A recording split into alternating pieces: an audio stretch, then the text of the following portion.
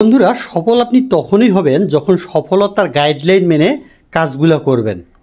আজকের এই ভিডিওটিতে জীবন বদলে দেওয়ার মতো কয়েকটি তথ্যমূলক সূত্র তুলে ধরব, যা ছাত্র, কৃষক, ব্যবসায়ী, কন্টেন্ট ক্রিয়েটর সবার জীবনে কাজে আসবে। তাই বন্ধুরা, সম্পূর্ণ ভিডিওটি দেখতে থাকুন। এখন আমরা জানব সফল হওয়ার জন্য কোন কোন সূত্র বা গাইডলাইন মেনে কাজ করতে হবে। প্রথম যে সূত্রটা হচ্ছে সুনির্দিষ্ট লক্ষ্য নির্ধারণ করা। আপনি যে কাজেই করতে যান না কেন তা অবশ্যই টার্গেট করতে হবে, কারণ টার্গেট ছাড়া জীবন গন্তব্যহীন জাহাজের মতো। কোন পাহাড়ে উঠবে তার কিন্তু জানা নাই।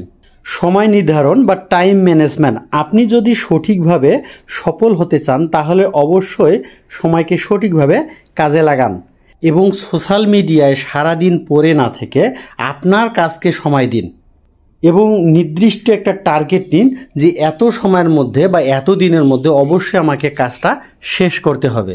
স্বচ্ছ পরিকল্পনা। যে কোনো কাজে সফল হতে গেলে অবশ্যই আপনার লিখিত একটা স্বচ্ছ পরিকল্পনা থাকতে হবে।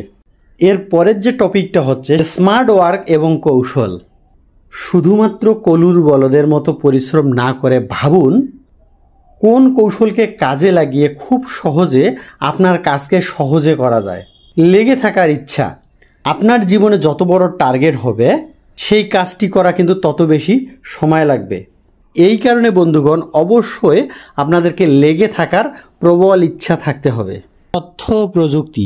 আপনি যে কাজ করতে চান সেই কাজের বিষয়ে পূর্ণাঙ্গ তথ্য অবশ্যই আপনার কাছে থাকতে হবে এবং ওই কাজকে কম সময়ের মধ্যে তখনই আপনি করতে পারবেন যখন প্রযুক্তির সহযোগিতা নেবেন। সমস্যাকে সম্ভাবনায় রূপান্তর করা।